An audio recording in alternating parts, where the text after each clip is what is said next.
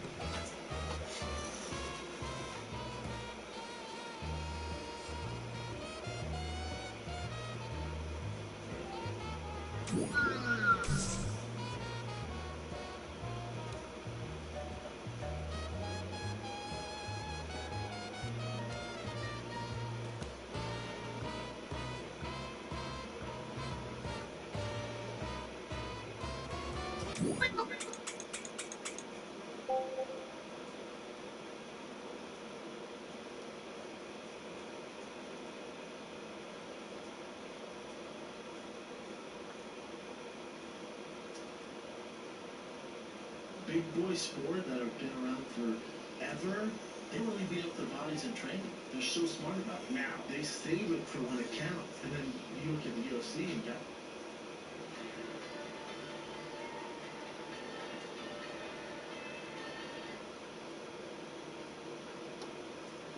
welcome to your assigned planet.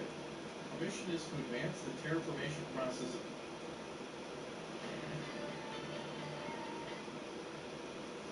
paintings and stuff. This is a super cool creative game where you just do whatever you want.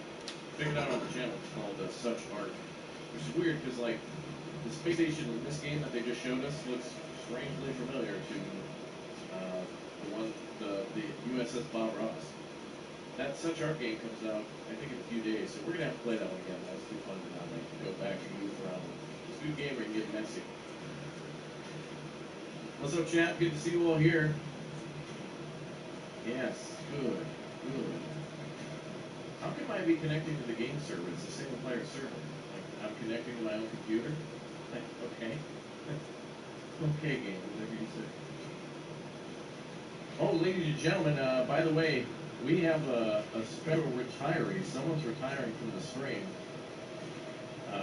The good old microphone that I've had since like 2000 and like 2013 or so. Like no, maybe no, 2010. This thing right here, this microphone, feels about like 10 years old or so. And it's about time I step up to the big leagues. So this thing's gonna like go into the Smithsonian. I'm gonna put this into a box and I'm like ship it out or something. Good mic, but I want to like get to something that's a little more reliable and probably for being a decade old, you know, need a little something a little new. That'll increase the audio quality for you guys. Maybe I'll get a better webcam though. I don't know if that matters too much. I know sound probably matters a little bit more than visual for the time being, since you know, for the most part I'm not a camera. All right, play with Pinto. Interestingly enough, this is kind of how he looks. Although Pinto's chin is not that.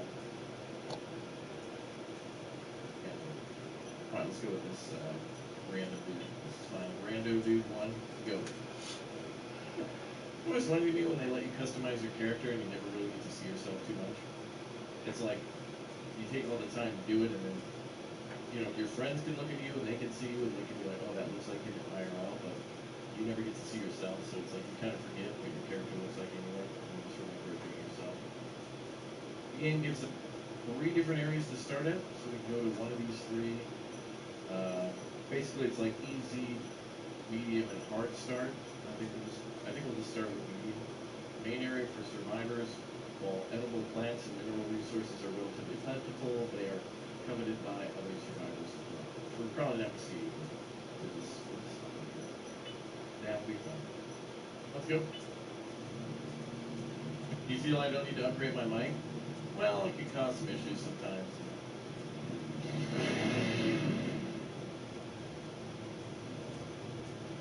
I feel like I want an upgrade, you know?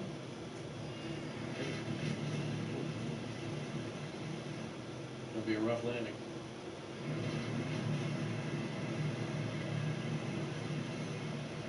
From all the equipment I use, the microphone is literally the oldest technology I have. All my monitors are relatively new, keyboard's relatively new. You know, within like a couple of years, but the mic's like hitting a decade. It's time to get rid of the camera. maybe auction it off for pizza rolls.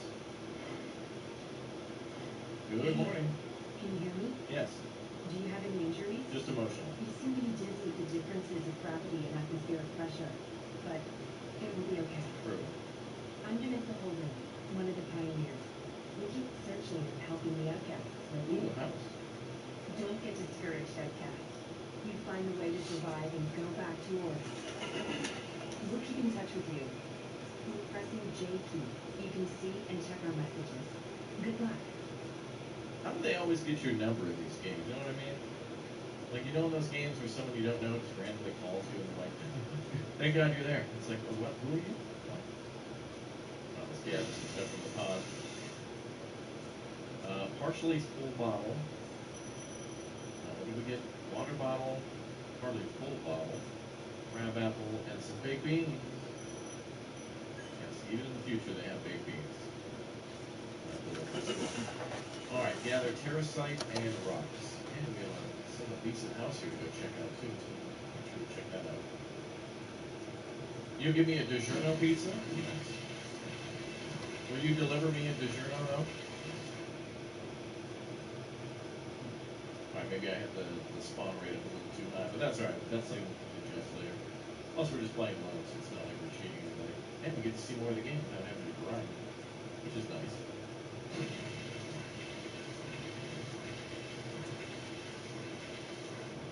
I really do like the arm laser, by the way. I think that's so cool.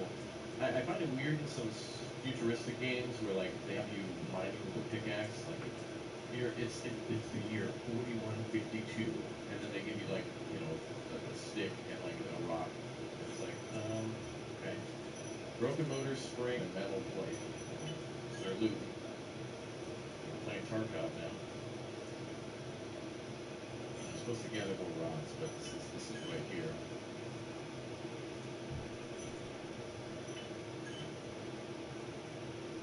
You're from Ireland? Well, dude. Good to have everyone watching from all over the world. Oh, hello, that's a guy. Yo, what's good? What's good? Good morning. Walk away from that guy.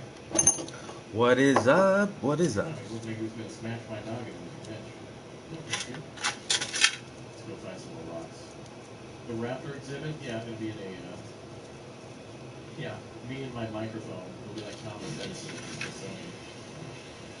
And here we have a mediocre YouTuber, endangered and rare. Alright. Wow, we got all these new messages. Gamer 38 said, "What's good?"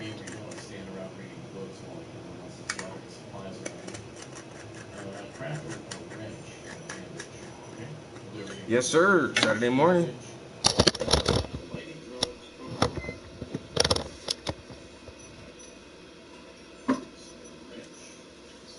Set it on the book. Thank you.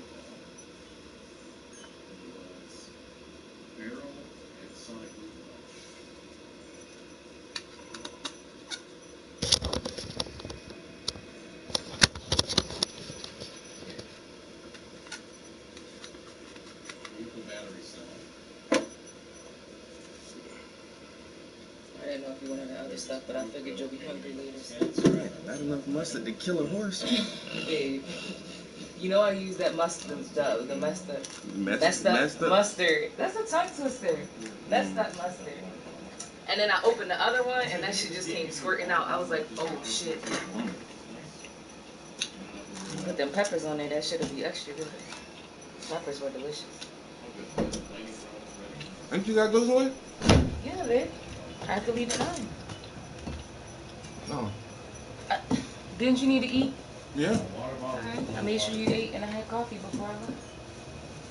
I'm already dressed, and I got gas. That's what I didn't do. I didn't fill my tank up. I need to do that. If you want me to take you, I'm gonna put that down. Hello, sir. I'm putting her in the truck. I ain't putting her in the charger either. Oh, the wind up. Alright. Ow, you're wrecked.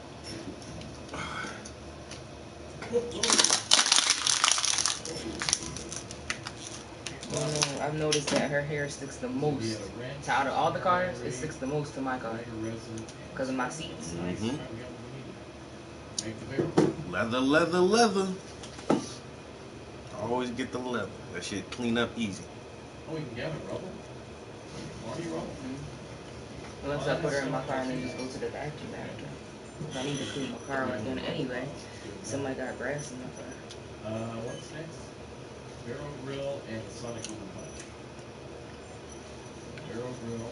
You definitely need to watch the Lexus. Sonic Boom That Punch. grass been stuck on there since almost 2 weeks now. Metal plates and more scrap. Okay. Nice little robos. Yeah, that's definitely on the to-do list for today. With some sausage for breakfast. Sausage and peppers for breakfast. Bear Grills. That's good. Yeah. Let's not forget Chips that you stole from the Doritos. I stole these Doritos? me. From me? Yes, you did. No. I brought them home from work. No. It's okay. I didn't want them anyway. I brought them home for you. But I mean, I at least like that they give you the extra We got this vending at my job now, and snacks suck. First of all, they have like one type of water and like 5 types of Mountain Dew and Pepsi and I'm like, none of us drink that dark soda shit. None of us drink any of that. So they've been like trying to like switch shit out, and they just can't sell the shit because they don't. Instead of coming to us, we're a small office and saying, what do y'all want? They just decide for us, and then it don't sell. So now they've been just like, here y'all can have this, here y'all can have that. So I just been bringing chips and shit home from work. Also, when you kill robots, I think you should be able to like get their bodies for scrap iron. They just fade. I need to smoke before I go. They got your back on it. Thank you, Justin, for watching. My sound is fine as it is. I think it could be better, though. I don't know. Babe, Here. I don't need your phone. Especially the streams. I roll them. It takes a lot of effort to watch me. To put up with all this, I should probably get something that actually does. Videos are one thing, you can just make sure you close it quickly, but streams, Let me get that water. that takes a special kind of individual. You get on my damn nerves, yo. Why don't you just hit the bong instead of rolling up the whole thing? Cause I don't want to smoke your keefy tobacco. It will make you die to death really quickly. Hey, weed in the grinder. What is all this root around here, too? Water. Water. Radioactive ginger root or something? Like, look at this. Like Mick Jenkins say, drink more water. It just like throws out everything. What the, what? I thought that was mustard. I tried to scoop it up. It's a piece of corn. I was like, that ain't mustard. You know, that's probably got mixed in with those peppers. Mm-hmm.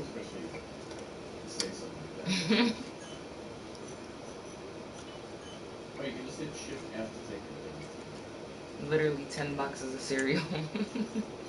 I just threw all the boxes in the Put it only a little bit in each box. I threw them all away and we just don't eat them like that. Yeah. You were on a Frosted Flake kick and I was on a Honey Nut kick, and then we just stopped eating that shit. That's what we do. We eat shit for a while and then we just stop eating it. Like, alright, we're tired of that. Mm-hmm. Come back to it later. We were on a seafood kick for a minute. Now we don't even want to look at no damn. I was eating a pack of Oreos every day for like 6 months. Yeah. Now I don't even eat Oreos like When that. I first met you, you were eating Oreos all the time.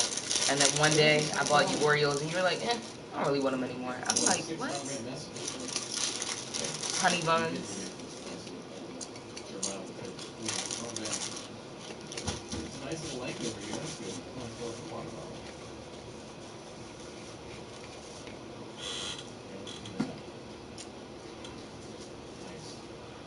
Oh yeah, that's stuff right there. Ooh, I like how You know it's what we just need to bottles, do? right? Most Go games, get some like, winter you have zero clothes height while they're vision, still, just put the bottles. It's like, or just starting to put them out. Well, you probably have winter clothes. I need winter clothes. You do that shit at the end of the season. Now, they don't give you no deals before the season. What you need to do now is go buy all the shorts and t-shirts and tank tops, because them shit's gonna be getting cheap when it start getting cold. I've been already shopping online. Sweatpants and stuff are super cheap right now. Stuff that would normally be like $60 for up there. Sweatpants is like it is out of $20. season. Anything out of season is cheap. Yeah. I mean, normally I try to catch my shit at the end of the season, like when winter's over and they can't sell their last little bit of jackets and all that shit. That's when they try to give you the biggest deals. Yeah, and I would do that too. Definitely, I feel like I don't need a lot of summer clothes, but I definitely need more winter clothes and stuff. I got way more winter gear than summer gear, yo. Living this far up north. So we need to get you some summer shit then. I got way more winter gear, yo. I got coats out the ass. I probably do need to replace some of my thermals, but like the thermal leggings and the thermal shirts, like I got like 5 or 6 sets of those. I don't play in this cold, man, because you got to wear layers. I put on a tank top, underwear, socks, thermal shirt, thermal pants. If it's real cold, you put on you some ball shorts, and then you put your jeans on. And then on top of your thermal shirt, you put on a t-shirt on top of your thermal shirt, and then you put a sweater on top of that shit, and then you put a hoodie on, and then you put a jacket on. When you want them fucking layers, and then like some of my socks, I got some Timberland winter socks. And my insulated Timberland winter boots, they got the fucking felt on the inside. But are you only pull that whole get out like that when it's like 8 degrees outside, the wind start blowing, it feel like -2 degrees. And knowing us, when it's cold like that, we not even going. The motherfuckers don't go nowhere, yo. That's why I try to get as many model shoots and photos in as I can in the spring and summertime. Cause the wintertime, this shit lasts so long, yo. Nobody don't do shit in the wintertime. That's why I just I be going realized fucking that. months and months without taking pictures, yo.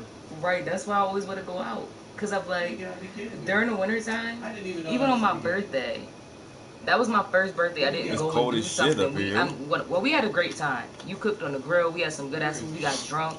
You bought me shit. Like, I had a good birthday, but we didn't go nowhere. And that was the first time I ever did that shit. And I already know this year. That's why I said, like, we're going somewhere. I'm planning in advance because it's going to be in the middle of fucking winter. Don't do shit in the wintertime. And that should be harsh, like January, February, March. I should go March, April, May.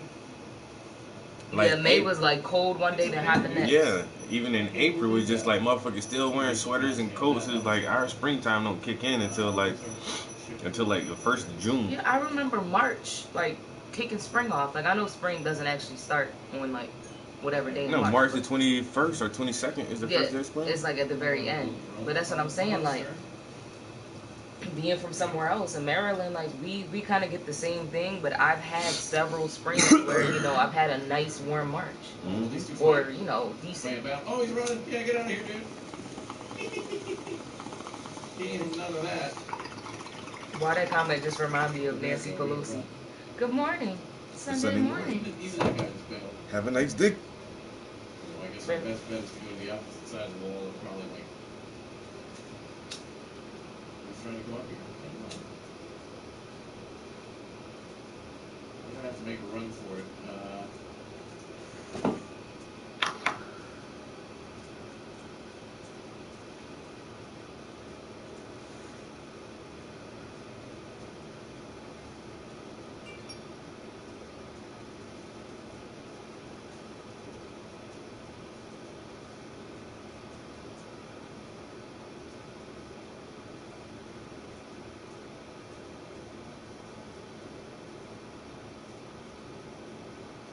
Why people still ask dumb questions?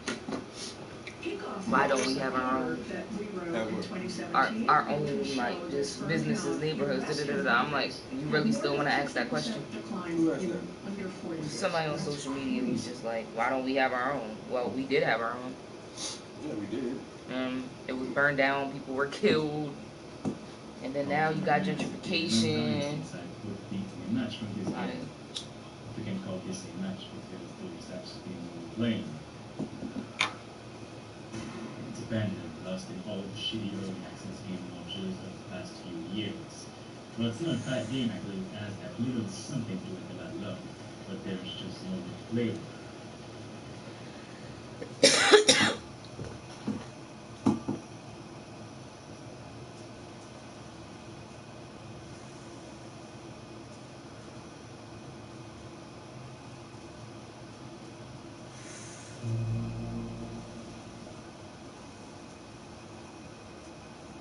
I might take her in my car, go clean it out, and then pick her back up in the truck.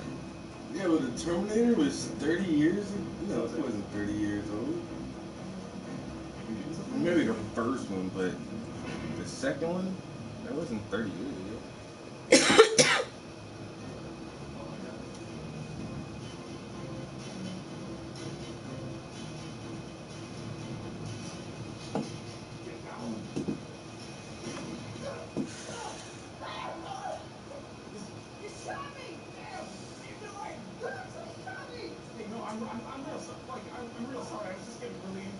Oh, my bad, guys.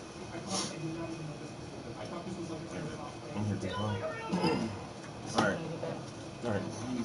So this morning we're working on the cloth background on this still life.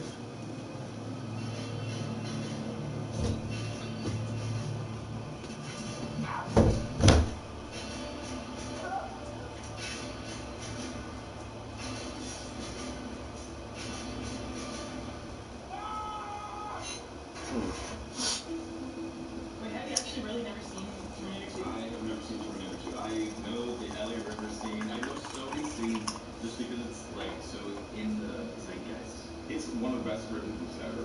My favorite scene from Terminator 2 is when Arnold Schwarzenegger tries to smile.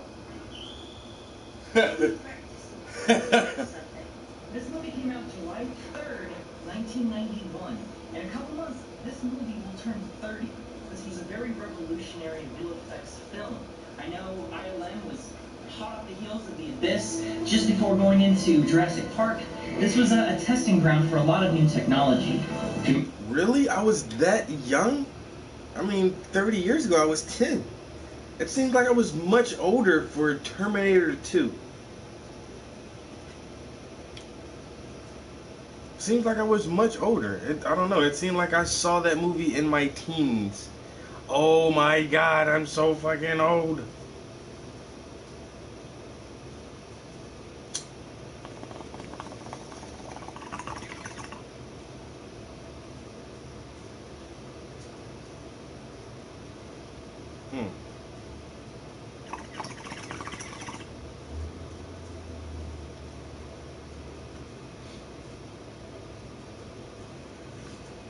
Yeah, that's really weird now.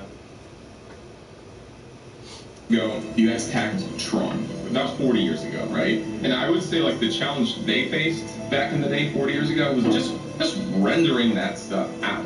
And so by today's standards, everything can render at this point. And so now we're going to a film that's 30 years ago. Theoretically, you're like, oh, well, this is going to be kind of easy. All of the T-1000 shots just like hanging out and chrome looking. That's kind of a piece of cake.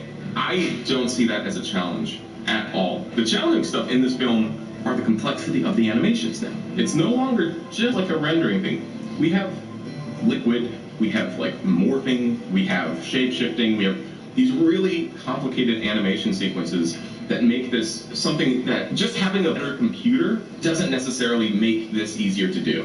So the shot that really sticks out to me is the moment when the T-1000 approaches the jail bars and like it's nothing, just slips through them.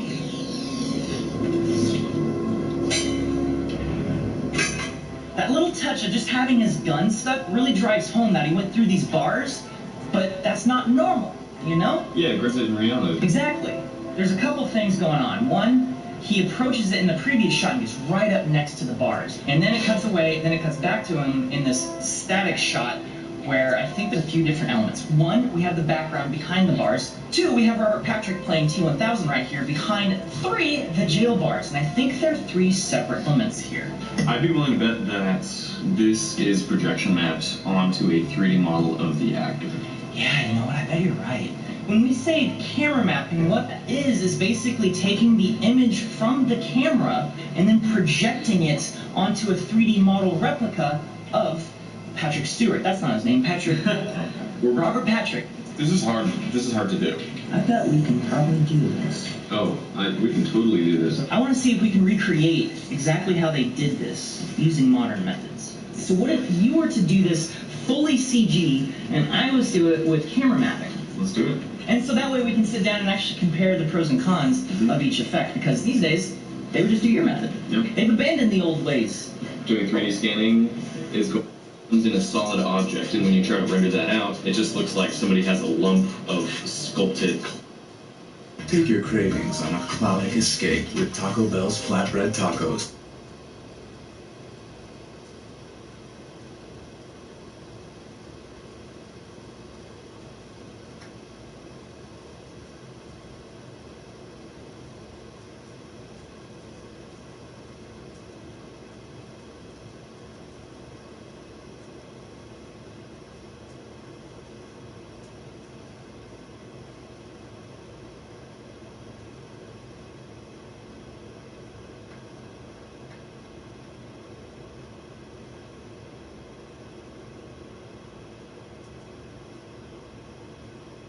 What you did. She's obviously not happy with the Attorney General. But you know what the first thing she cares about? She cares about elections. She sees a problem. Oh, shit. She's a Democrat running for president. So she started out.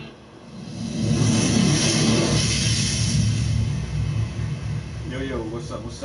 Come on.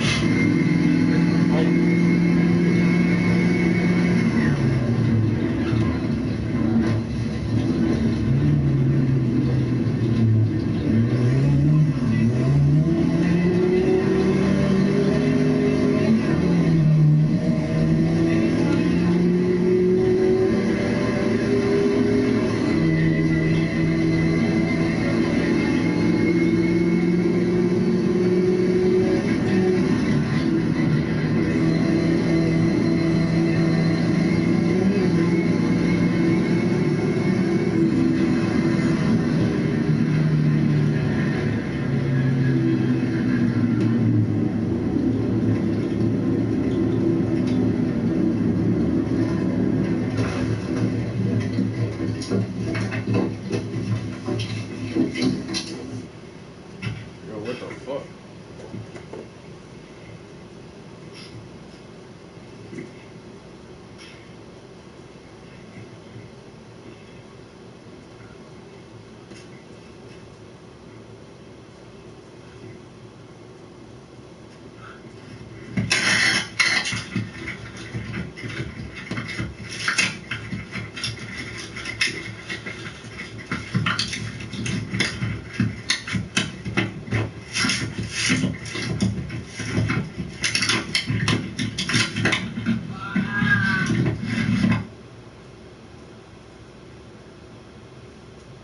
Damn.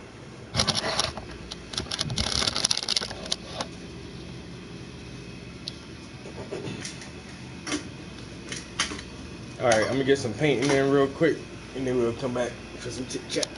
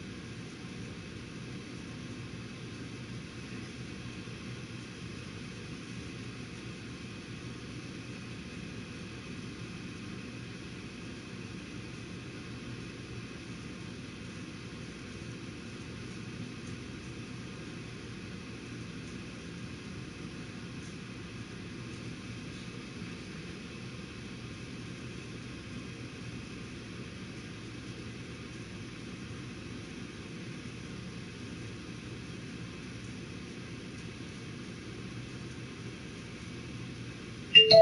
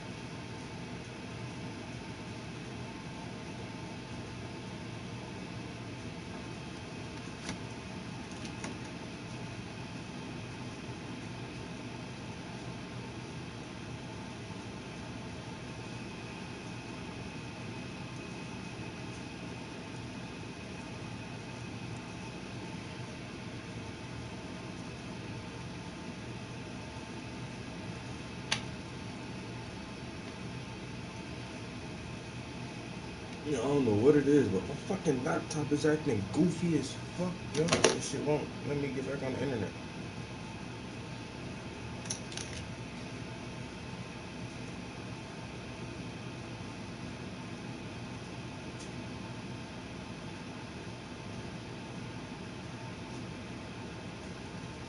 Oh my god.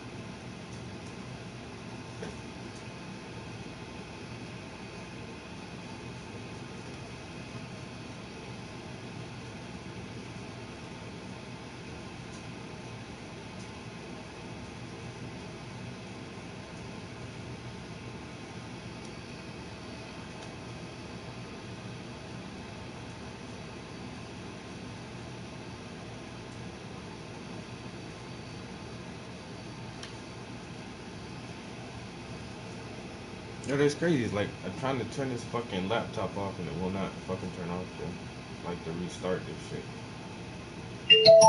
There it goes. It just turned off. It just disconnected from the speaker.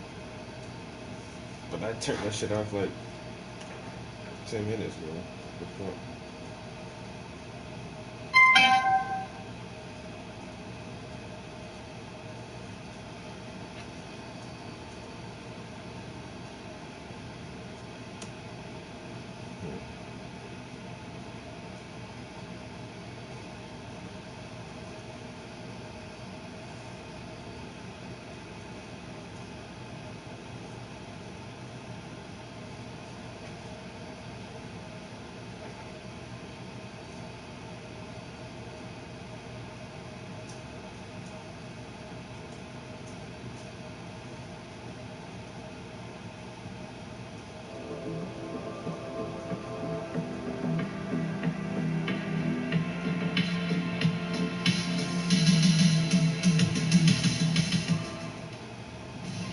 A big shout out to Tony Great of RetroDays.com, the founder patron. Be sure to check out his website at RetroDays.com.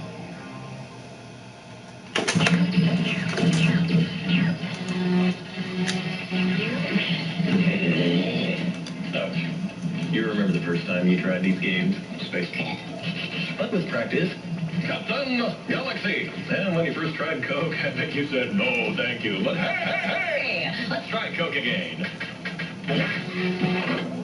Because once you got that new wave taste, you want to try it again, again, and again. Practice makes perfect. Catch the wave with Coke.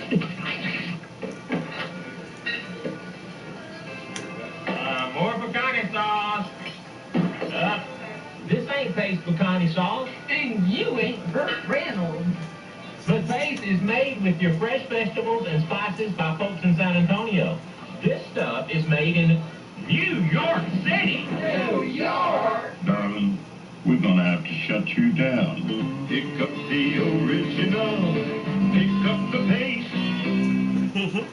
And now some typical consumer reaction to an exciting Pizza Hut offer.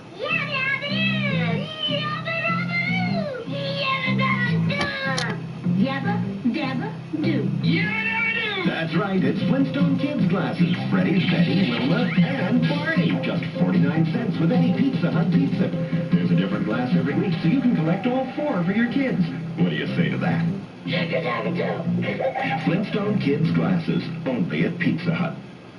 Easy does it. Just relax. Lean back, watch TV. Open up that magic box and look at what's inside. Nothing gets you into it like TV Guide. TV Guide previews your pleasure, tells you more about what's on, what's going on with TV. This week and every week, get more out of television by TV Guide. Nothing gets you into it like TV Guide. Waiting. It seems like an eternity before a pimple will go away. What you need is a medicine that's powerful, that's fast, that starts working now. Maximum Strength Clearasil. Its strength comes from benzoyl peroxide. Its speed from a micronized formula that goes down deep to clear your skin fast. Get Maximum Strength Clearasil and minimize the weight. Not too shy. Tell the world you got the blues. Those original French things. Levi's 501 blues. The legendary fit of Levi's 501 blues. Just $15.99. Dare to be low. Hello, I'm Dan Grubb of the Lou Grubb Auto Center. If you suffer from allergies, it doesn't matter where you are. If there are flowers around, there'll be pollen. That's why there's Contact 12-Hour Caplins. For allergies, they help stop the sneezing Sudafed can and work twice as long as Benadryl. Twice as long. Perhaps nothing will ever beat Contact's allergy relief.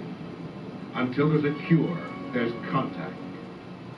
Get it right. Get it right. Get it right. Get it right. Nobody's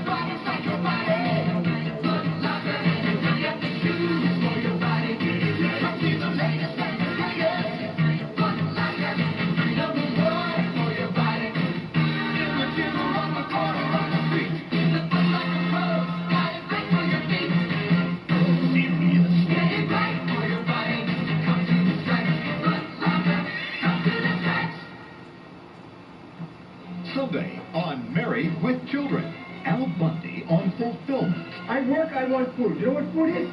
It's hot stuff you put in your mouth. It smells good, you swallow it, and you want more. That's what food is. And Peg Bundy on Fulfillment. Peggy, what would you say if I told you I had the answer to all of your problems? I don't know. I bought one of those, and it's just not the same. They're not the Cosbys. They're married with children. This could be the end of life as we know it. Sunday night at 9 p.m. It's an underworld arms race on the next Fall Guy. I'm 3 layers away from any cops. Colts recruited by a cop in trouble. I need you, cowboy. To catch a ruthless gun runner. The cowboy is dead. In a race against time. There's enough stuff in here to restage Normandy. Nobody said it would be easy. I got him! He's running for his life on the next Fall Guy. 6 p.m. Monday on Channel 6, XETV. Presenting Clothes So Simply Soft, your family would love to put it on. Introducing new Fab with a unique advanced softening system. A powerful detergent plus a unique fabric softener. All in one. For a brilliant clean and a softness that feels so comfortable. So put it on. Put it on. With new Fab for a clean that's simple soft. I had to get out of that other control room. That weird guy kept running in and out of there. But we'll be right back, right after these commercial messages.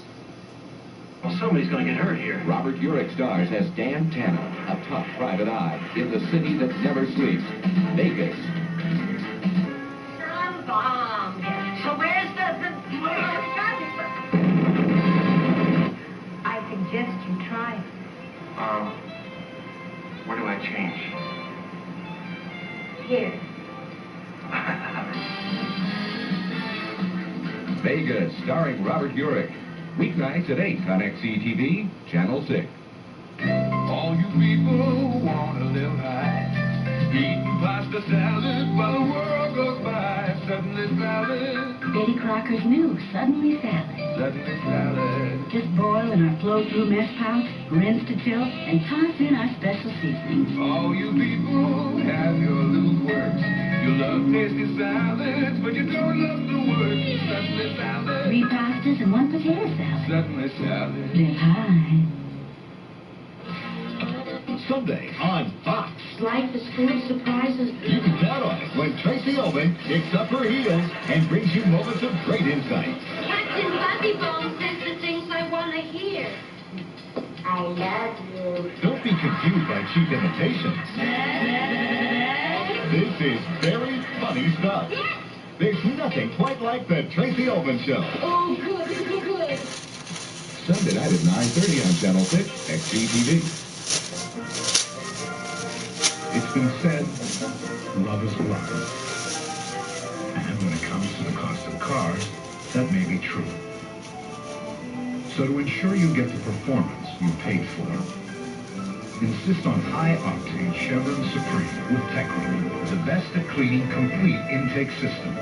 Chevron Supreme, because people who use premium really can't afford to buy anything else.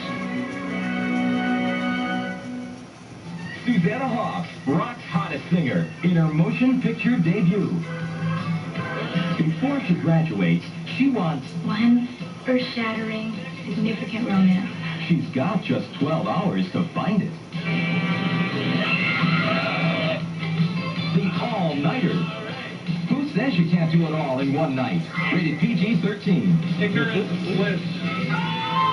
Starts tomorrow at theaters everywhere. Ladies and gentlemen, the Model A, let her rip, boys. The dramatic story of Ford, the man in the machine, continues. Make me president. And the world Ford changed forever is no longer the same. Don't miss the exciting conclusion of Ford, the man in the machine. Cliff Robertson is Henry Ford. Hope Lang is Clara. Heather Thomas is Evangeline. Michael Ironside is Bennett. R.H. Thompson is it. 9 p.m. tonight on Channel 6, XETV. All sugar-free gums help you fight cavities.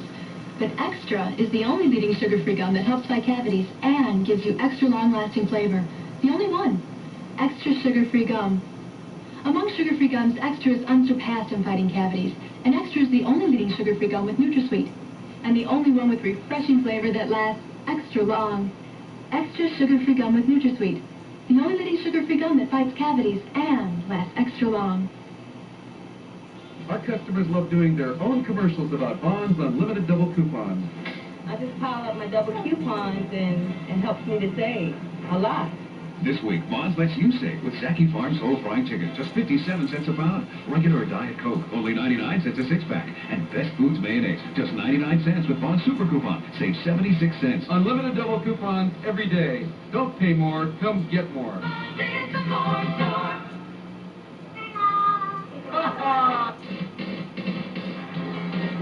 Hey, dude. What you driving? Dodge. You go to S. Toyota? Yeah. You could ask for anything more. Well, how about halogen headlamps, rack and pinion steering, 15-gallon fuel tank, cigar lighter, wheel covers, P195 tires, a new 770 protection plan, and a price that's hundreds less. See you later, dude. Oh, what a feeling. Help! Hey! Help! We have a flat. Well, hop in. Get a little closer. Don't be shy. Get a little closer. With Arid Extra Dry. Get close. I trust Arid's powerful protection against wetness and odor. No leading deodorant spray stops odor better. And only Arid has, aloe essence scent. Get a little closer. Arid helps stop wetness before embarrassing odor can start. The problem is crime in the schools. The solution is an undercover force called 21 Jump Street. Cops have to be old enough to drive after dark. They look like kids, but they're 4 top cops, and they're going back to school. You have some ID, son?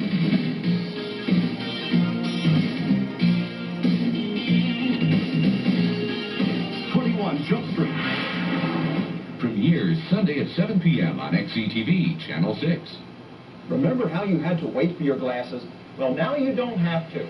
LensCrafters Lens Grinding Laboratories are right in the store, so we can custom grind your exact prescription in about 1 hour. Even tough prescriptions like bifocals. Listen. If they have the laboratory on the premises, They put the bifocal where I need it. it doesn't really have to take a week or 2 weeks to get a pair of glasses. I had my glasses in less than an hour. LensCrafters, Plaza Bonita, upper level next to Ward's.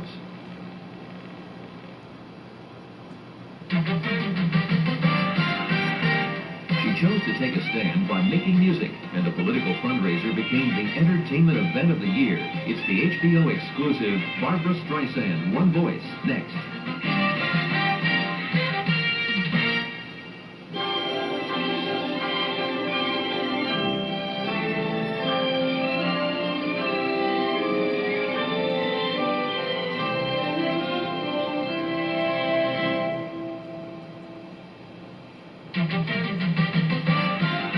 Coming up next, Terpsichorean talents tap, leap, slide, and glide their way across the silver screen in this all-star salute to the light of heart and light of foot. That's dancing next.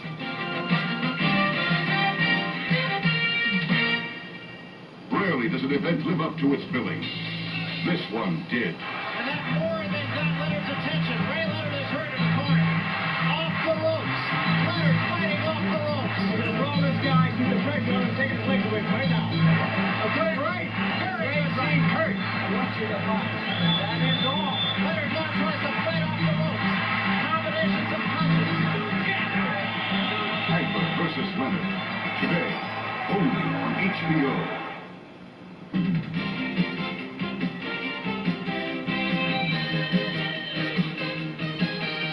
You're watching HBO, America's premier pay TV network.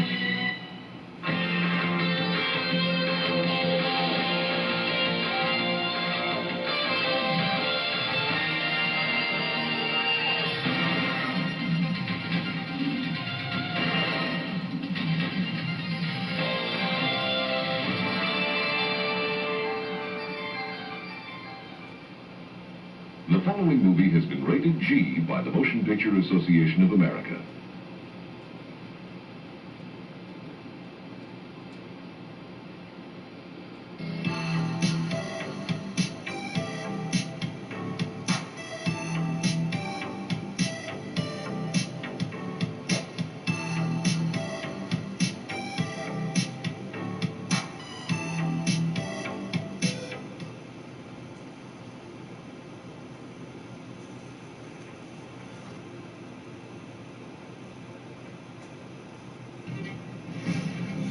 your brothers and sisters for the next few days. Whoa. You're going on a journey. All you have to do is follow my voice. Stay here in this life.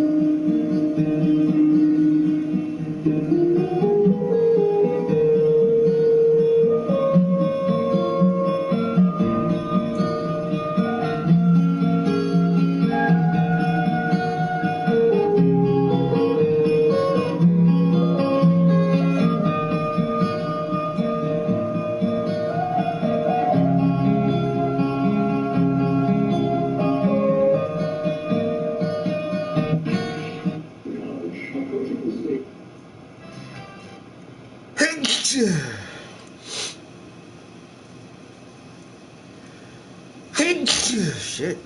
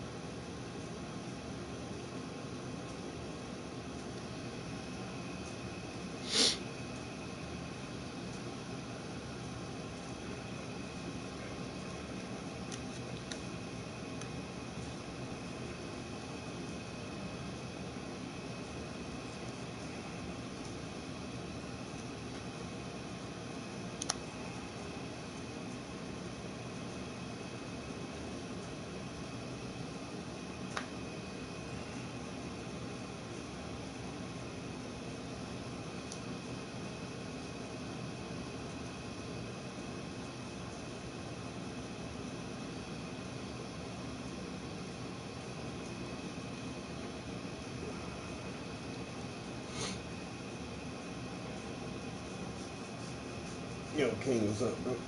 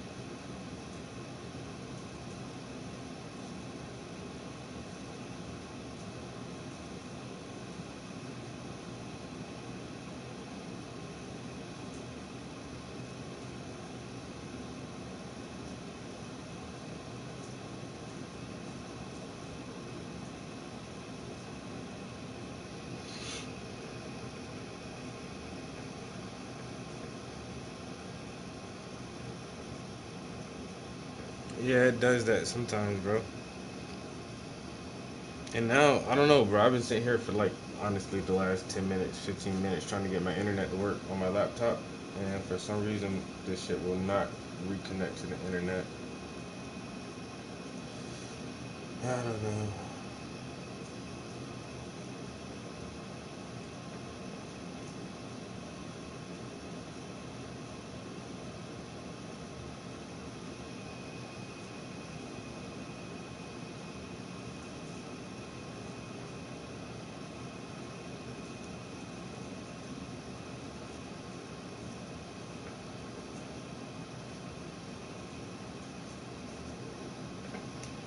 Yeah, I don't know.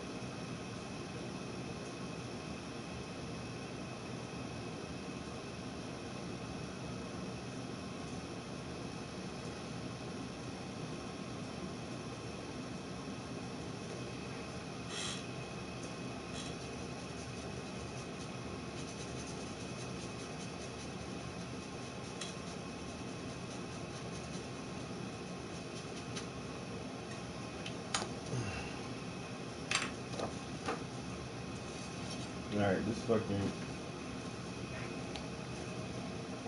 laptop still not working. So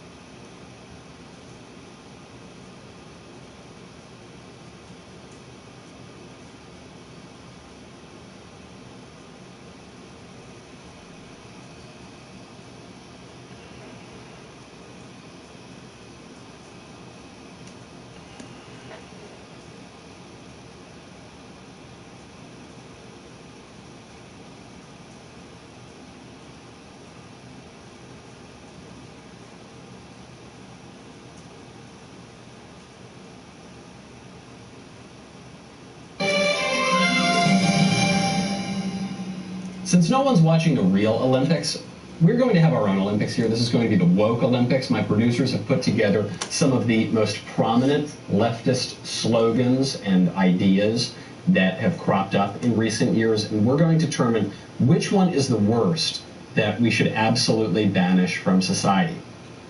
Let's begin.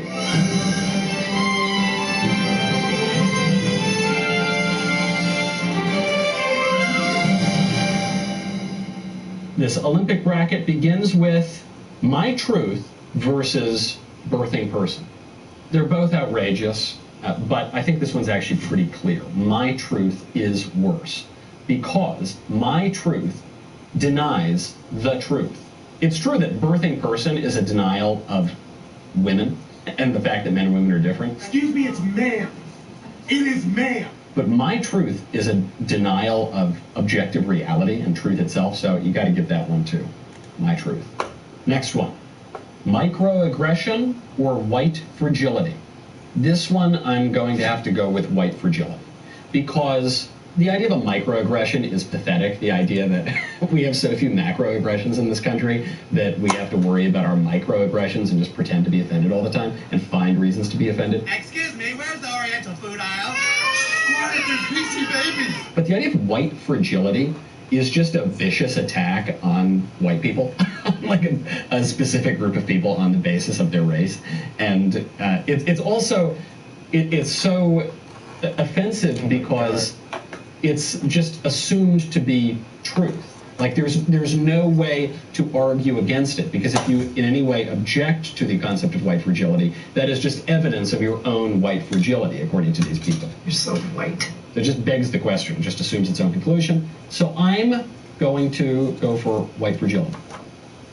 Biological male or female versus living wage. This one is easy. I mean, the concept of a living wage is perfectly legitimate. There are some wages on which people cannot live. Now, one of the arguments the left makes is that we need to pay, anybody, jobs that are really intended for teenagers, we should pay them enough to support a family of four. And they're just simply jobs that are not meant to do that. I have a podcast, so. But, in theory at least, of course there's such a concept as a living wage. Whereas biological male or biological female, those phrases need to be banished from society because they imply that there is some other kind of male. There's the biological male, there's the spiritual male, there's the psychological, but there isn't. There's just men and women, okay? That's the way it is. I'm a guy. And it drives me crazy because it's very often conservatives who use these phrases because they think they're being very clever and they want to say, well, I won't call Bruce Jenner a man because that's too offensive, but I won't call him a woman because he's obviously not a woman, so I'll call him a biological man. No, he's just a man. He's just a dude. Yeah, baby. Okay, biological male. There we go. Okay, cultural appropriation or white privilege. We're going to, theoretically, white people could have privilege. Right now, that is not the case. Right now, as a matter of law and society, white people are actually specifically disadvantaged in university education, in hiring, and white people are the only group that you're permitted to and actually encouraged to vilify. It's certainly not true for any other racial group. But theoretically, white people could have privilege. Right? There have been plenty of other social organizations where white people get certain privileges compared to other groups. Whereas cultural appropriation is just nonsense. Because what's the alternative to cultural appropriation? Cultural appropriation is when you take on some nice aspects of another culture. But the opposite of that is just ignoring other cultures, but that's called erasure. So it's another one where anything you do, you're damned if you do and you're damned if you don't. If you eat the taco bowl in Trump Tower, that's cultural appropriation. If you ignore Cinco de Mayo, that's erasure. My name is Cannibal Lopez, and I like tacos and burritos. So cultural appropriation is getting that one. Climate denier or undocumented immigrant? That's a really tough one. That's a really tough one because climate denier, as if anyone denies that there is a climate, but what it suggests is that if you don't think that the sun monster is going to kill us all in 9 or 10 years, whatever AOC says it is this week, that you are similar to a Holocaust denier. That's why they use that term denier, is to suggest that if you in any way don't think that we're all going to bake and the world is going to end within a decade, that you're basically a Nazi. Whereas undocumented immigrant, so dishonest. I mean, when we're referring to undocumented immigrants, the climate denier is obviously dishonest too, but undocumented immigrant is dishonest in a subtler way because what it's referring to is illegal aliens, foreign nationals who don't belong in this country. But an undocumented immigrant, maybe they do belong. They're immigrants. Maybe they just belong in this country. They just need to get some documents. Necesito un bueno worker. Tu es fuerte? Come on. You know, it's like undocumented America is sometimes the even crazier term that's used. I'm going to go with actually undocumented immigrant here. It needs to be banished because climate denier is so preposterous and it's just not catching on. People actually don't care about the sun monster scaries, whereas the undocumented immigrant stuff actually has kind of worked and it poses a much graver threat to our political order than the climate stuff, which hasn't really taken hold yet, despite the best attempts of lunatics going all the way back to the 1970s. You know, remember Paul Ehrlich wrote The Population Bomb? He said within 10 years there's going to be mass starvation, and that's why we need compulsory abortion and sterilization. And then 50 years later, the world population doubled, and we're all fatter than ever. Malnutrition's at an all-time low. So those guys are just a joke, basically. Whereas the immigration people have actually done a pretty good job at affecting their agenda. Okay, black bodies versus economic justice. This is easy. Economic justice also is a perfectly legitimate concept in theory. The way that it's used by the left is usually the opposite of its meaning. It refers to injustice, where you take money from people and you give it to other people for not very good reasons. But black bodies is the most offensive one. This has been promoted by this very overrated leftist writer, Ta-Nehisi Coates. He's a darling of white liberals. And Ta-Nehisi Coates, who is a black guy, but he almost exclusively refers to black bodies. You are black, Stanley! Instead of black people, as if black people don't have souls. Right, they're just bodies. There are other humans, they have souls, but for some reason, according to Ta-Nehisi Coates, black people are just meat puppets without souls. Very offensive stuff, and from a preposterous understanding of human nature. So, boom, getting that one. Next one, the 1% or anti-science. I don't mind the 1%. I mean, the way Occupy Wall Street used it was kind of silly, but it just refers to huge disparities of power in a society. And it is, right now we're living in a proto-oligarchy. I mean, a very small handful of people have most of the money and all of the power. I'm thinking of the big tech billionaires and the people who facilitate their reign in government and the other institutions. So that's sort of fun. Whereas anti-science, the alternative, I mean, that's just silly.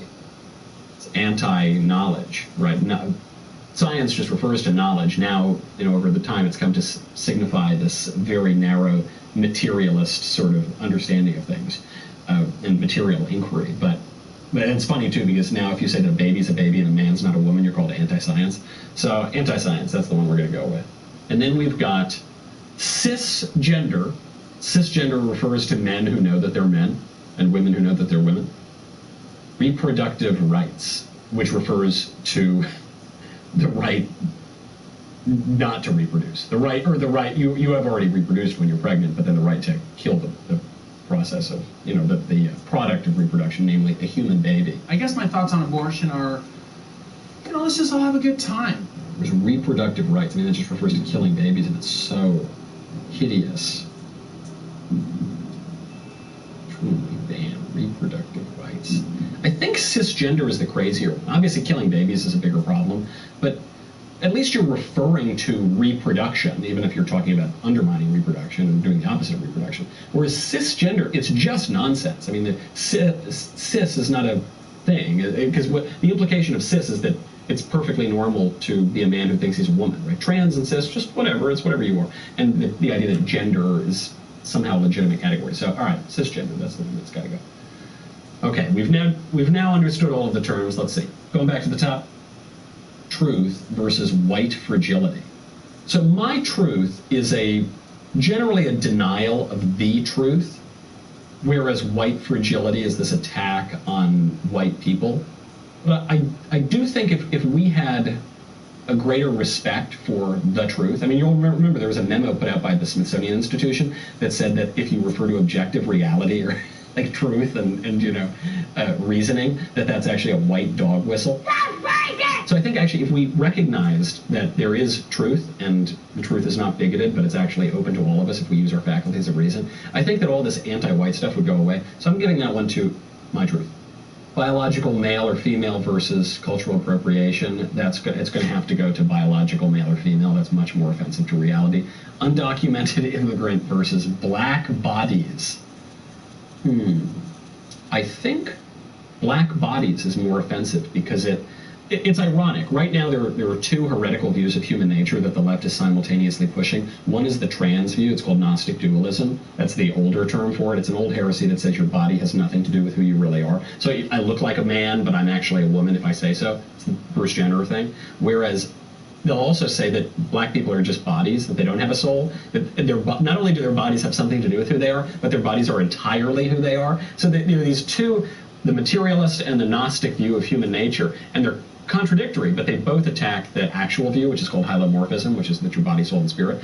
Anyway, a long way of saying black bodies is the more dangerous one to political route. Anti-science or cisgender? Anti-science is worse. Cisgender is a nonsense. I mean, it's just like a silly nonsense. But anti-science is really nefarious because anti-science is presuming that objective reality, truth, now can only be known in this very narrow way. Now, obviously, we know there are plenty of things that are not susceptible to this modern scientific method, like loves, dreams, hopes, joys, the eternal moral order in some ways, though it's complicated. These things that are metaphysical don't particularly lend themselves to the scientific method. So by saying that, all of truth is just contained within modern science, you're just kicking out basically everything that matters to anybody. So that's worse than the stupid nonsense about gender. All right, my truth versus biological male or female. My truth is going to be much more dangerous. And then black bodies versus anti-science. Anti-science is going to be much more dangerous. Interesting how this really, with all these kind of crazy words, ultimately what you're coming down to is just, is there truth or is there not truth? You can't handle the truth! And so now the final battle is my truth versus anti-science. Which one do we need to kick out? My truth. This is my truth. This is your anti-science. The worst one is anti-science. It's worse than my truth, and here's why. They're both a denial of the truth, but my truth, what people mean to say is that we can maybe know things about the physical world, maybe not, but we can never know anything about morality, about how we ought to live, about what we're here for, about our true identities. We can never know about that because that's subjective, and the only things we can know for certain are like the physical world. But that's not true. You actually can know what you're here for. You actually can know things about the medical world, or about the metaphysical world. You actually can know the existence of God. You can know the existence of God with certainty from the natural world. You can know these things, and we've forgotten that because our philosophy and our theology are totally atrophied. Science is the handmaiden of philosophy, and philosophy is the handmaiden of theology. So I think ultimately what that derives from is this stupid, modern, narrow idea of science, capital S trademark over the E. And so if you can get back to, if you can recover a serious understanding of what science is and the role of physical inquiry compared to the broader scope of human knowledge, then I think you could solve your other problems. I'm giving it to, especially after this crazy COVID, anti-science. That's it. That's the winner. It's the winner of the woke Olympics. Congratulations. That's the stupidest phrase, the greatest danger to our society. And the thing that we've got to kick out. Join me next time. I hope this was more entertaining than the real Olympics. In fact, I'm sure that it was. And I bet it's going to get better ratings, too. Let's see you next time.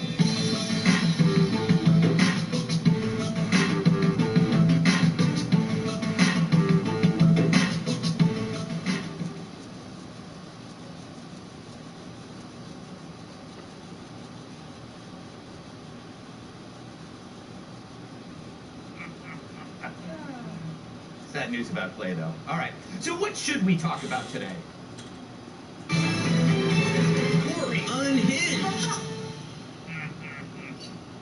So if you want to understand why fascists get into politics, it's never more clear than when you hear it from the fascists. It's not just because they were too weak for sports or too ugly for showbiz, although that explains Adam Schiff. It's to gain power over you and become exempt from the rules they enforce on others. It's why, as a kid, everybody wanted to be Simon in a game of Simon Says. It's like becoming a narc who sells cocaine or a New York governor with faster hands than a blackjack dealer. But then there's Cori Bush. This fiery ball of hypocrisy makes Maxine Waters sound like Mahatma Gandhi. Here she is telling voters that they're going to get fewer cops on the beat, but she's going to get more security than a Brinks truck. I won't let them get that off. You can't get that off. I'm going to make sure I have security because I know I have had attempts on my life and I have too much work to do. There are too many people that need help right now for me to allow that. So if I end up spending $200,000, if I spend $10 more on it, you know what? I get to be here to do the work. So suck it up, and defunding the police has to happen. We need to defund the police and put that money into social safety nets. Wow, I thought we weren't defunding the police. That's what the Dems were saying. If this woman were any more unhinged, she'd be the screen door on a trailer in a tornado. She basically just said, I'm powerful. I get the protection, you don't. And unlike you, she has private security because her body is worth being on this planet right now. I have private security because my body is worth being on this planet right now. I have private security because they, the white supremacist, racist narrative that they drive into this country, the fact that they don't care that this black woman that has put her life on the line. True, her life is worth it. But the same could be said for all those owners of bodegas and clothing stores that were burned, looted, or otherwise destroyed in the riots. Or how about all the black and brown casualties arising from this relentless crime wave, egged on by her defunding idiocy? Who knows, maybe she'll start making some sense. What other occupation can do work that's out of their scope and still be propped up to do work that's out of their scope? As a nurse, I can't be the surgeon too. You don't want me being your surgeon and I'm the nurse. At what point do we pay police to be social workers? No, we don't. How do they get to be social workers? The sound of a bird flying into a wheat thresher makes more sense. Bottom line, she's saying she deserves protection and you don't. At least when the mafia shakes you down, you get some security in return. They don't leave you at the mercy of other gangs and then brag about it. I am not sure you can find a truer version of fascism taking shape if you watch home movies of Mussolini. For in order for the radical to assume power, they must follow these three key steps. Undermine the stability of institutions that keep us secure, claim they are for equality for the people, then gain power and assume authority minus the previous safeguards for citizens. Suddenly they're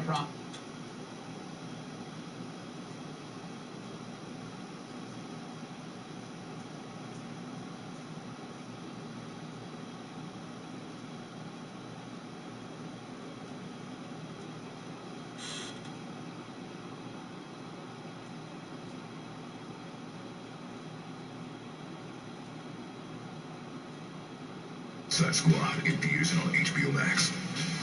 These are your brothers and sisters for the next few days. I could be your friend, Milton. Not my name. Tickets on sale now in theaters and on HBO Max. Rated R. of equality evaporates and the police that they so vilified now works for them only. Meet the new boss, worse than the old boss, because this boss has no interest in actual equality, only punishment.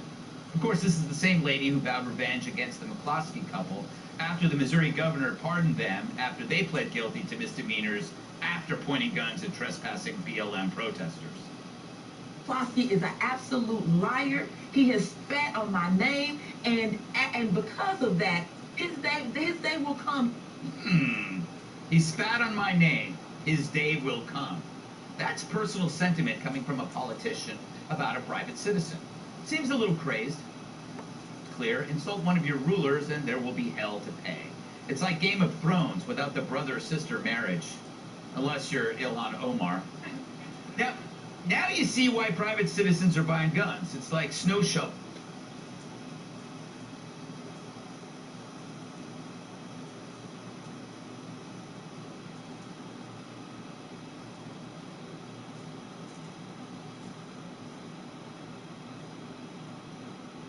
For a nor'easter. You have unhinged politicians who don't need to buy guns, surrounded by folks who have them, threatening citizens who realize the Second Amendment might be the only protection they have. They've already shut down the First Amendment, and they're working their way through the list. They're like Brian Stelter eating his way through the menu at McDonald's. Now Bush claims she gets death threats, and I don't doubt it. If you're in the public eye, that's a certainty. I get them regularly, almost always from the same email address. But at least, you know, At least Kat has the decency to threaten me in person. But do I have a full security detail? No. Well, yes, if you count my yellow belt in slap fighting from Tiger Schulman's. So it's getting weird.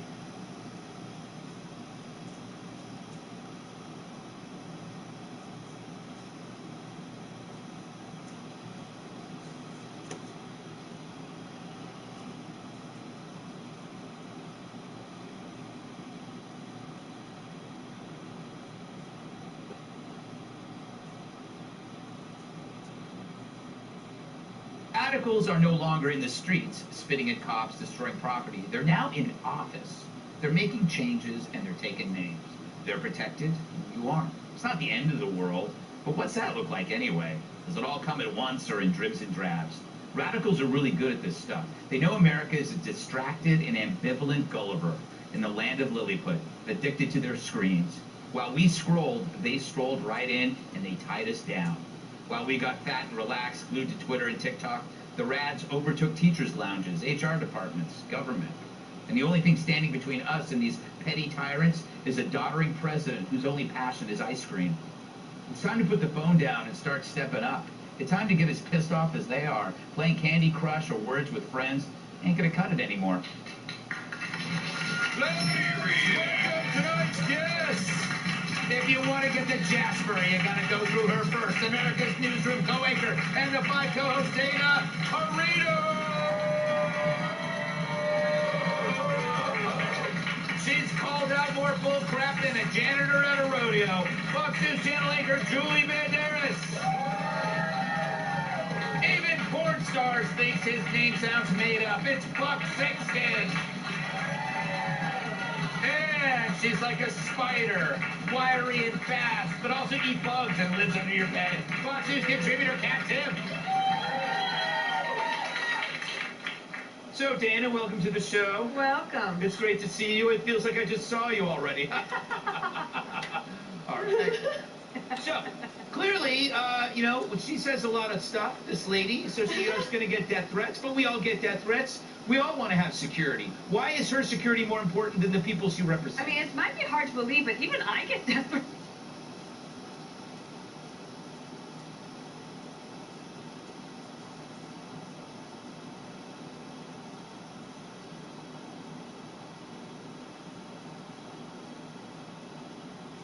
I know. I mean, how would...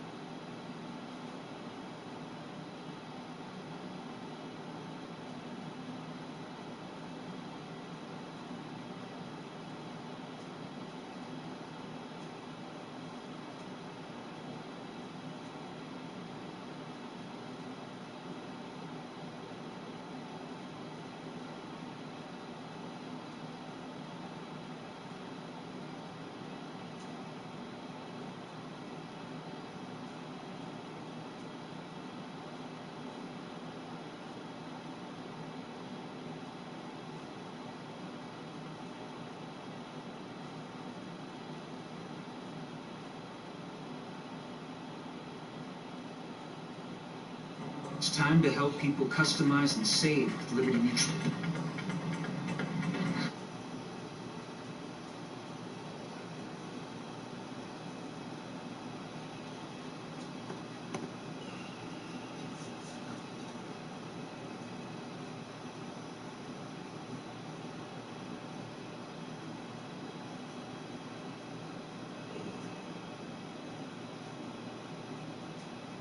Time nacho fries came back, that bold seasoning was drawing something closer. And once they taste that warm nacho cheese sauce, they won't stop till there's nothing left. Taco Bell's Pride $5. Now serving at a Taco Bell near you.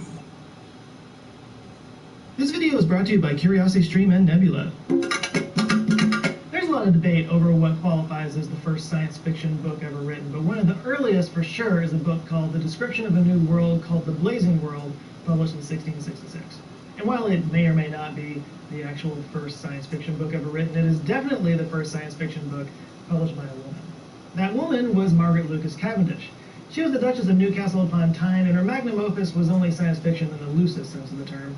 It also had elements of fantasy, romance, philosophy, theology.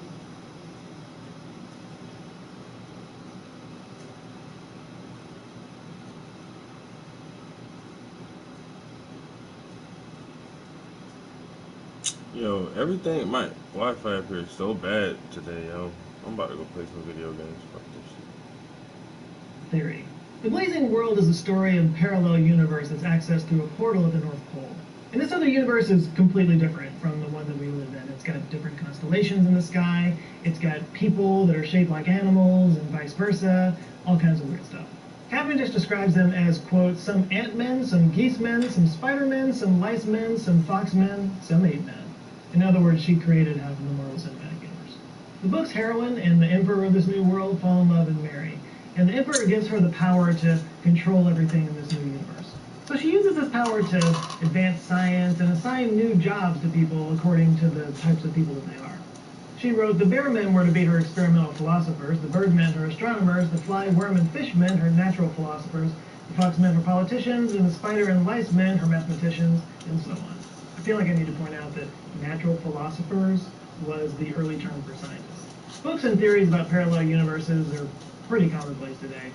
But we've been trying to figure out the nature of reality since the dawn of time.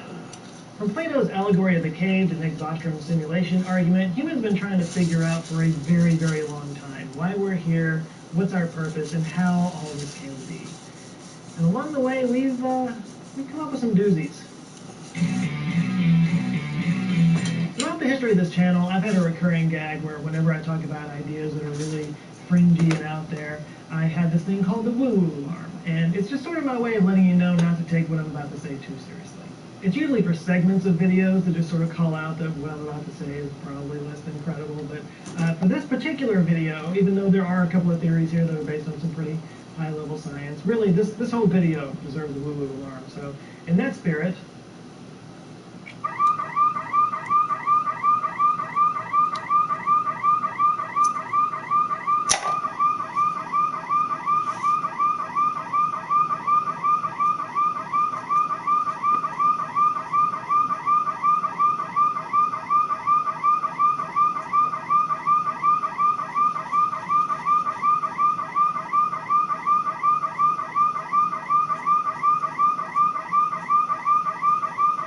Okay, turn it off, bro.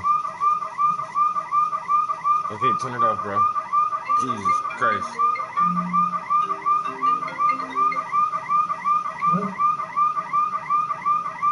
yes, I would like to renew my car warranty. First up is the double moon theory. Our moon is actually quite unique in our solar system. It's pretty large in proportion to our planet, which is unique amongst the rocky planets. They all have very small moons if they have any moons at all. Actually, Mars is the only other rocky planet that has a moon, and they're basically captured asteroids. But it gets a lot weirder, because according to this theory, the moon is actually two moons. Have you ever noticed that the two sides of the moon look very different from each other?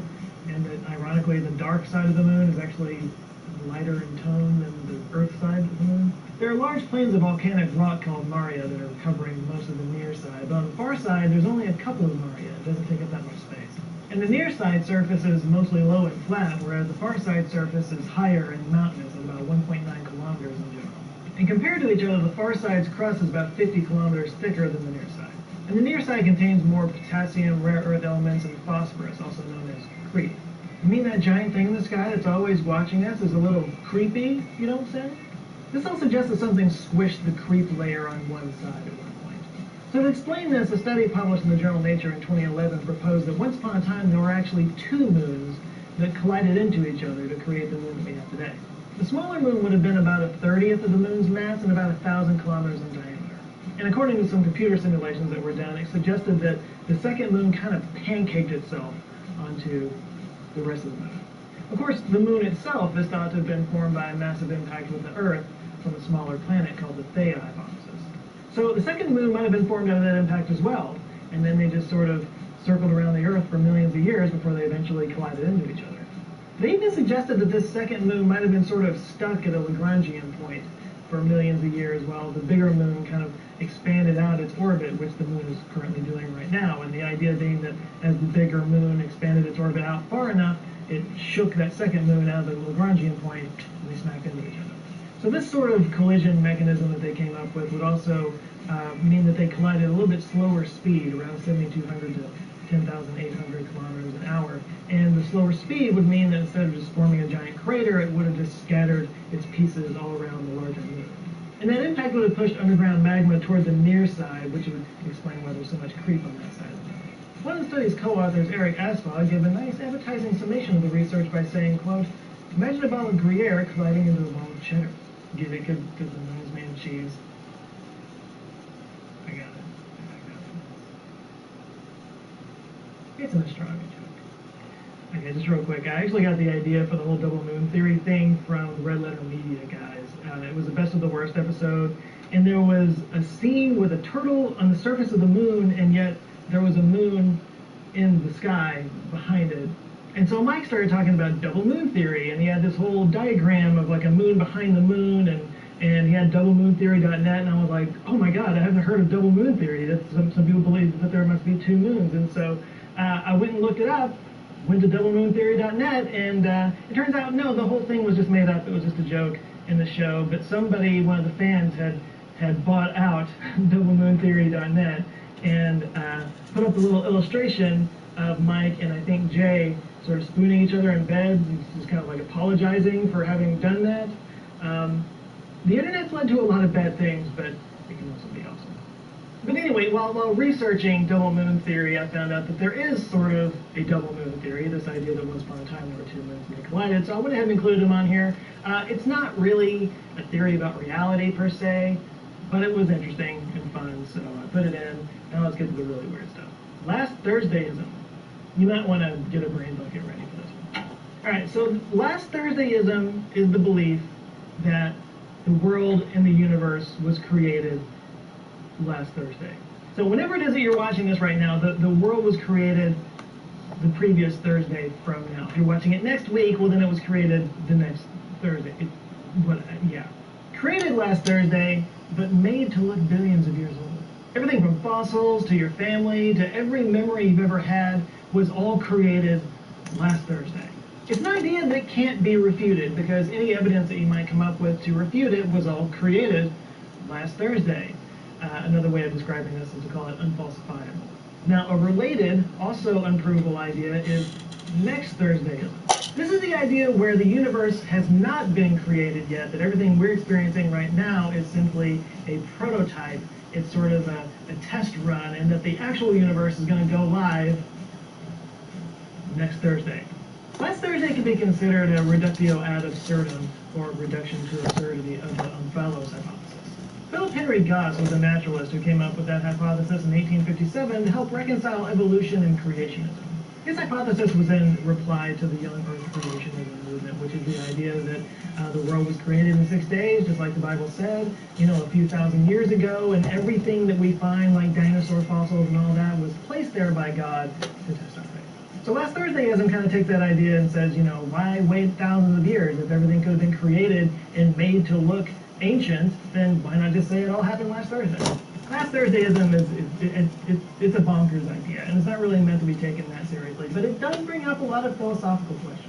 Like, would we be able to know for sure whether or not the universe was created last Thursday? What kind of tests could disprove this theory? And does the world reset every Thursday at midnight? For more answers, you can always go to the Church of Last Thursday website. I don't know if it's a parody website or not. We can tell anymore. But yeah, according to the Last Thursday Church, the universe was created on Thursday and will expire on Thursday. The universe was created by you as a test for yourself. You will be rewarded or punished when this universe expires based on your actions here. Left-handedness is a sinful temptation. Everyone but you was placed here and pre-programmed to act as parts of your test environment, and everybody but you knows this. So a lot of that is basically just solipsism, the idea that you're kind of living in a Truman Show kind of thing where everybody else around you knows what's going on except for you. What is their deal with left-handed people, though? Why? Hollow Earth theory. So the Earth's interior consists of the crust, the upper mantle, the outer core, and the inner core. We know this because of years of research using things like seismic waves and other instruments, also that t-shirt that I'm always wearing. But what if we're wrong? What if the Earth is actually empty? That is the main idea behind the Hollow Earth theory. People who believe in the Hollow Earth theory believe that the Earth is really just a shell with a crust only about 800 miles thick. And they also believe that there are holes in the polar regions that are 1,400 miles across that people can enter to go into the inside of the planet. John Symes popularized the Hollow Earth theory in the early 1800s. He spent much of his life trying to convince people that our planet consisted of a series of concentric shells. Now, Symes' belief is neither new or original. Various civilizations have had myths going back centuries to describe worlds that exist beneath our feet. There's the Greek underworld, the Christian hell, the Hindu Patala. Indigenous peoples in the Americas told numerous tales of ancestors emerging from another world inside the Earth. Even famed English astronomer Edmund Halley proposed that the Earth was hollow in 1692. He based his theory on Isaac Newton's value of lunar relative density. Halley noticed that our planet's magnetic field lines were unpredictable and they shifted a little bit each year. And he associated that with the idea that the Earth might be hollow. So he claimed that the Earth had 4 concentric shells, and we live on the outside shell, but there's 4 inside, and those are what create and mess with the magnetic field. The Earth is represented by an outward circle, Halley wrote, and the 3 inward circles are made nearly proportional to the magnitudes of planets Venus, Mars, and Mercury, all of which may be included within this globe of Earth. And like Saturn's rings, all those shells are held in place by gravity. Halley's theory didn't really get much attention after its publication, but he wasn't completely wrong. The Earth does have layers, and those layers are what creates the magnetic field. An interesting offshoot of the Hollow Earth theory was proposed by a physician named Cyrus Teague in the 19th century. Teague inverted the theory and suggested that the entire universe is a shell that we are living on the inside of. We're basically living in the hollow Earth. According to him, when we look up, what we're seeing is an illusion created by a solar mechanism, and the stars are like reflections off of that solar mechanism. And while researchers have effectively proven that the Hollow Earth theory is empty, there are still people out there who believe that the Earth is hollow and it's inhabited by everything from aliens and giants to advanced human species. So hey, you know what? If you're one of those people, I say grab a shovel. The truth is down there. Phantom time hypothesis. So I recently did a video where I talked about metric time and the fact that when the Gregorian calendar was introduced, they actually had to subtract 2 years off of our calendar. Now imagine erasing 300 years from existence. That's the theory behind the phantom time hypothesis, an idea first promoted by German historian Herbert Illig in 1991. According to Illig, the years from 614 AD to 911 AD were completely made up. Why? Well, Illig says that Emperor Otto III wanted to begin his reign in the year 1000 AD, which sounded much cooler than 996 AD. So he enlisted Pope Sylvester II to rewrite the calendar.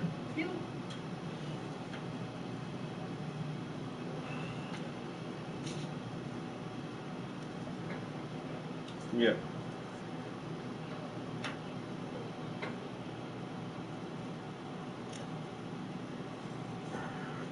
Where are you at now?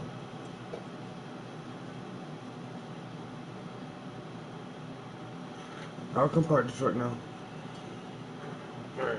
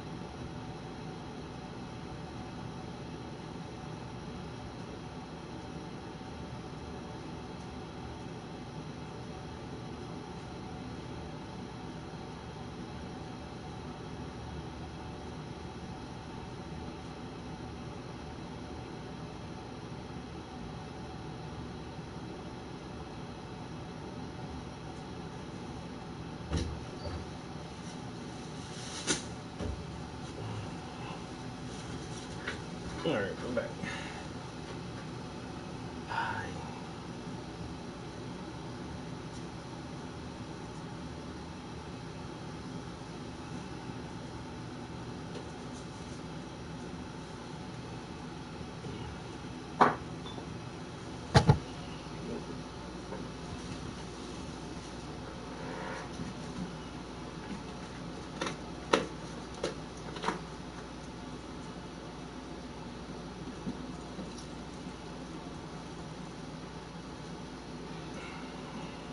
Looks really good. Let's get. What did that trash can do now? I found the nicest outfit for you, and it was like an extra large, and I was like, damn. You know how that Biggie sweater, that Koofy sweater, how it kind of got that like swirly color or swirly effect with the different colors? It was like that, but not so like how his looked like it was like they turned the sweater inside out. It didn't look like that, but it just had like blue and pink and tan, and it had like this like squiggly like Van Gogh effect that was so cute.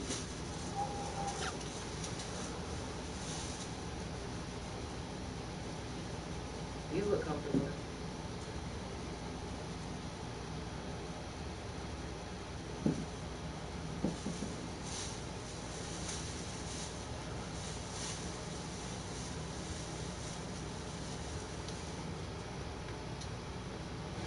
See, she won't even let me unbox my own shit. Oh, I'm sorry. I thought you already looked at it. Sorry. I see this shit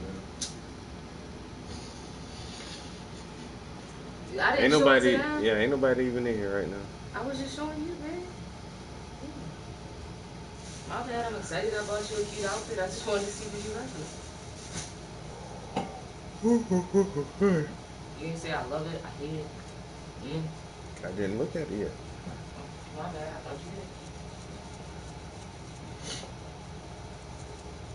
I don't know what's wrong with this internet today. I think when I go downstairs, I'm just gonna reset the fucking router. Because my phone lags, the laptop will not connect to the internet at all.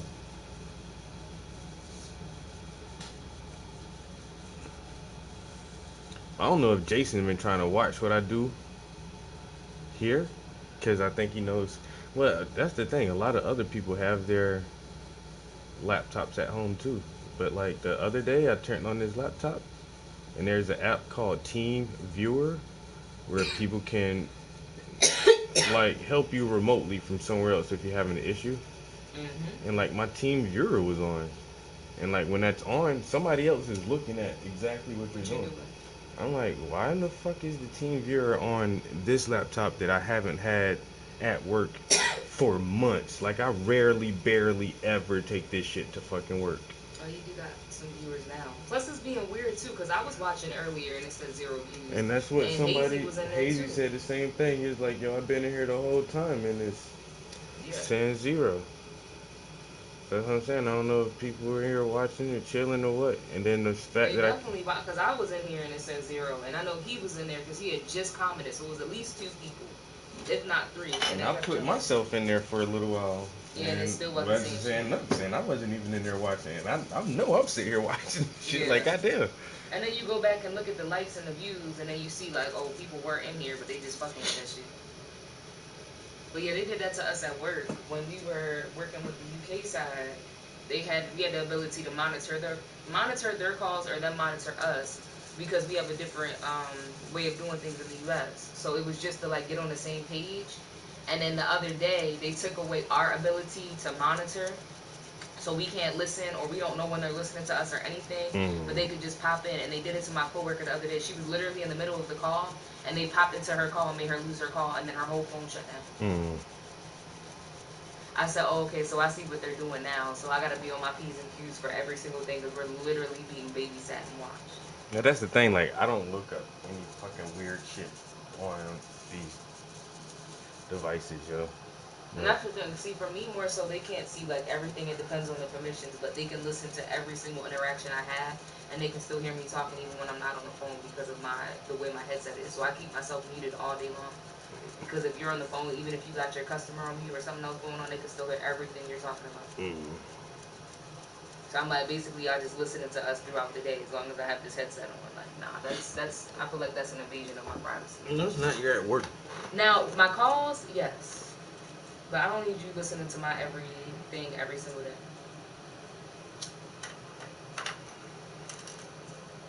Speaking of work, but yeah, he definitely was probably just seeing what you were doing, being nosy. Man, He's not gonna do anything. Yeah, exactly. On this, like, what are you gonna catch me doing? The worst, looking up porn. Like, and on top of that, why would I look? How awkward would it be to come have that conversation? Yeah, with and somebody? why would I look that up on my fucking work laptop? Like, I'm not. I mean, Everybody watches porn. I'm not trying to hack your fucking bank systems for the organization. I'm not fucking laundering money on your fucking laptop. I'm not. What the fuck? Why was the team girl? Unless, like, somebody was just trying to troubleshoot something. But then, yeah, but like I say, I don't even take this shit to the office. Why would you be troubleshooting some shit on my work laptop? Right. But anyway, I turned that shit smooth off. As soon as I said Team Viewer app is on, I turn that shit. Watch this then. Yeah, turn that shit off then. Why is it on? I didn't turn that bitch on.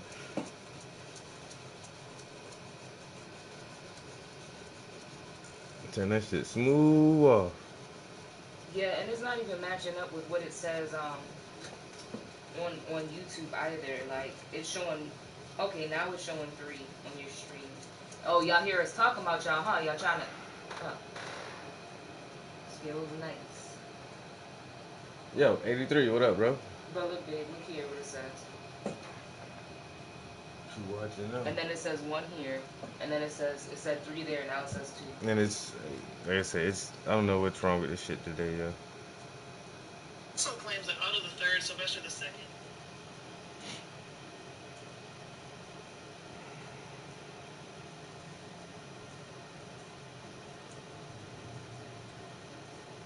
Oh, I didn't know Shanetta was pregnant.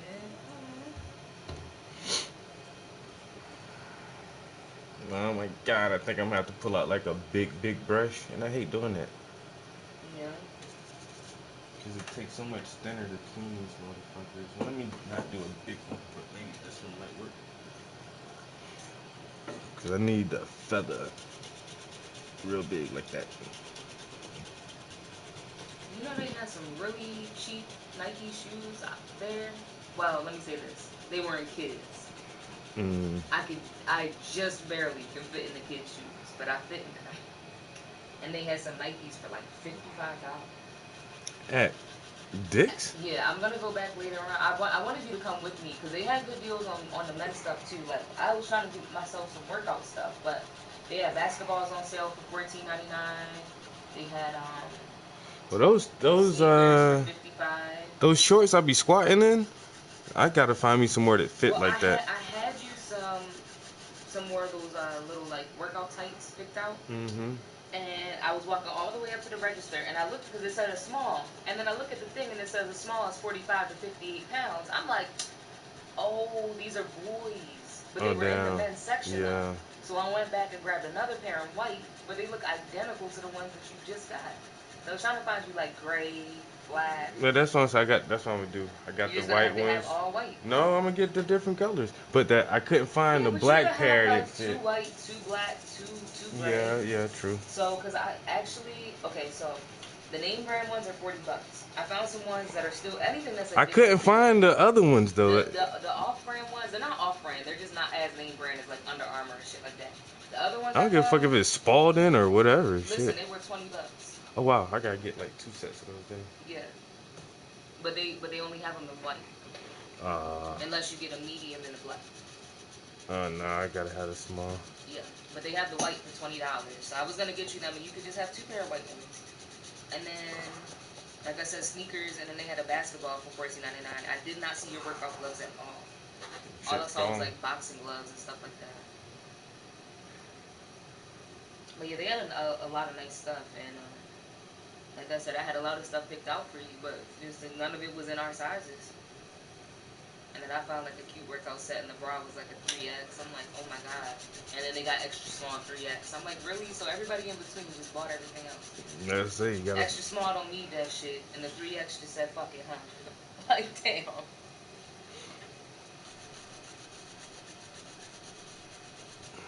But yeah, definitely like a lot of sales and stuff going on, and they actually had some windbreakers in there too. They weren't cheap, so I wasn't gonna buy that just because I was like, let me let him see this before I just buy it. But I figured you would like that. The glass looks like glass, no joke. Awesome reflection. Oh, this is just the underpainting, bro. Wait until it's like really, really done. You know what I'm That's saying? what mesmerizes me. Like, Yeah, how I'm do you just paint getting something that's started, supposed to be bro. clear? I'm just getting started. I ain't even so I'm putting a second layer of paint on the fabric, but like I haven't even started touching none of that yet. So stick You with gotta it. get a big brush and paint cans. That's gonna be fun. Stick with it, and yeah, make sure you keep up with the process, cause when I do start working on that glass hard body, that shit gonna be super dope, yeah. See, I just want to get enough of the background done so that I don't fuck up the glass when I start painting it.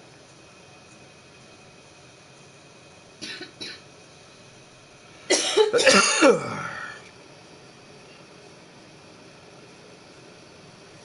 getting hungry again? Yeah, I wish I had some examples of glass here. Somewhat. Examples of glass that I painted. I Oh. think I sold most of my stuff though, especially like see-through. Cause it's so that's what I'm always mesmerized by you and even other artists. How do you paint something that's transparent, clear, see-through, or even like opaque, opal, like certain colors? Like how do you paint that? Just paint what's behind it. Paint what's behind it. Yeah. So it's like more outlines than anything. Mm-hmm. But it looks like it has shadows too. Mm-hmm. Alright, I think I'm gonna wrap it up right here for a little while. I was in here for like an hour or so, maybe like 3 o'clock this morning. I just did like another 2 hours. I'll probably just chill, play some games. Probably come back up here later on this afternoon and try to put another hour or so in. Cause I really wanted, I have like this artist retreat thing that's coming up, and I actually want to work on a different piece. I want to have either the rolling tray or that one out there to be working on, or I can take whatever I want really. But I haven't done like this fabric work in a long time, so I definitely want to like get some good hours in on this fabric this weekend.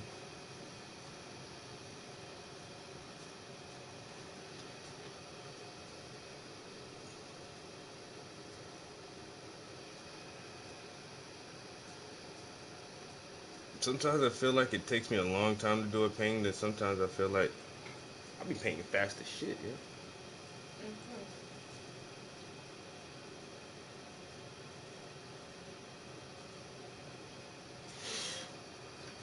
You definitely paint fast, and I think you have a good balance. Because sometimes you just need to enjoy yourself when you paint, and other times you gotta get that shit done. Like when you do your commissions, you get them done so quick.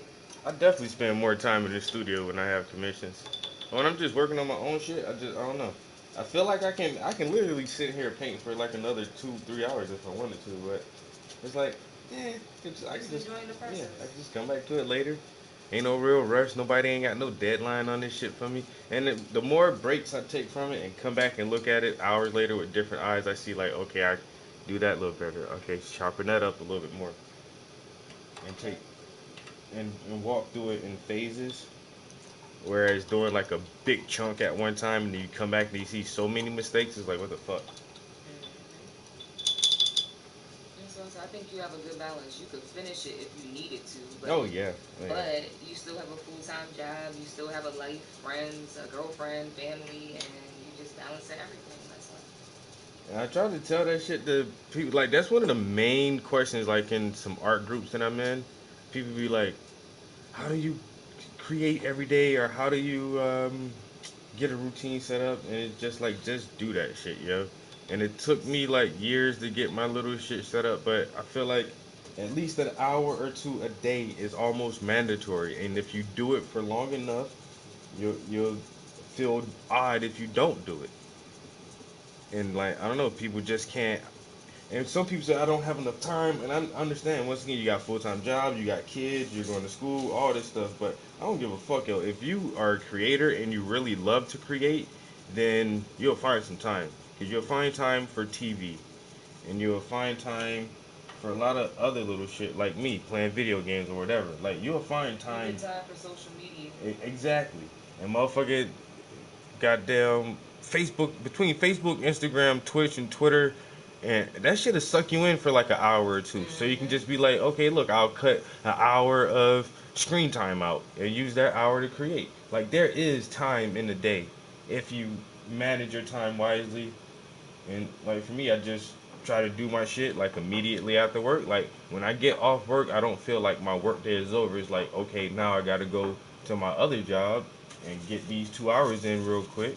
And then on Saturdays, it's like, okay, how do you start your day off? Well, let's get in the studio and let's be creative in the big early part of the day and get that shit out the way. You know what I'm saying? But I don't know, some people just find it so hard to find time to do this shit. But you'll binge watch a whole TV show on the weekend. And like, when I do shit like that, I be feeling bad too, like, damn, there's a lot of all that time I could have been painting. But then, like I say, you gotta enjoy yourself too and make time for other shit. Alright, that was your art will suffer. That should be stiff. Yeah, that should be stiff and stagnant.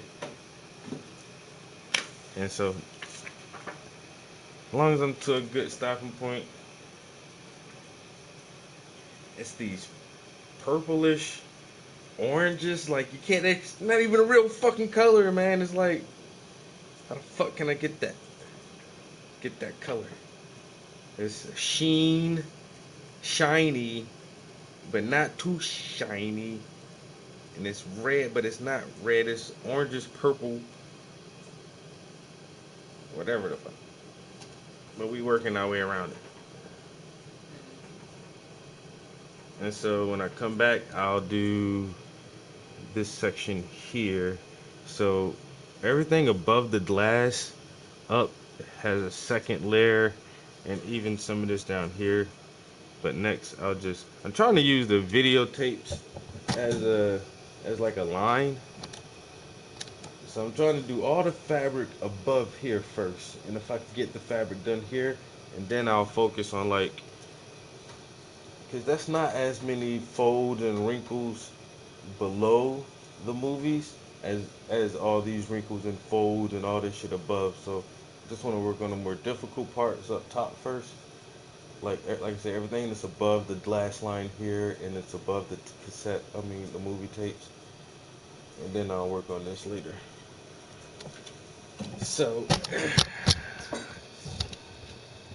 yeah, you can almost see it too. Like this little square right here is the last section that doesn't have 2 layers of paint. And all this over here is starting to look a little bit more soft and more fluent. And I'll still have to go over that at least one more time.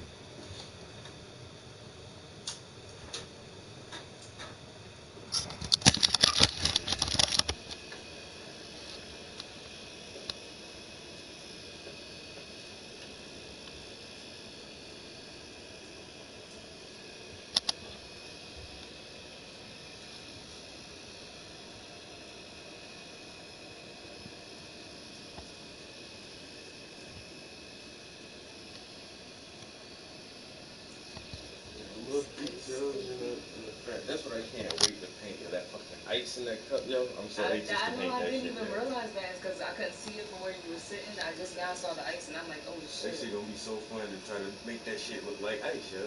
Like, it looks like ice though. It really does already. And I know you're not even done yet, but it already looks like ice. So yeah, we got glass with the bottle, then we got glass with the ice.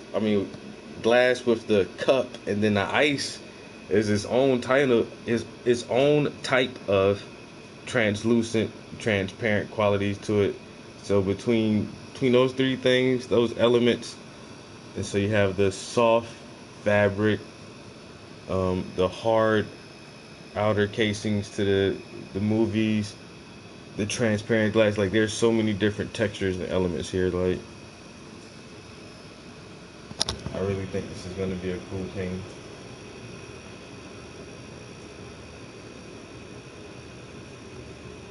And then the movies themselves are gonna really draw like a specific viewership to it who actually know about those movies. And if you don't know about the movies, then it's just like, better go look them up. Better go look them up. You never seen that before? Oh, damn.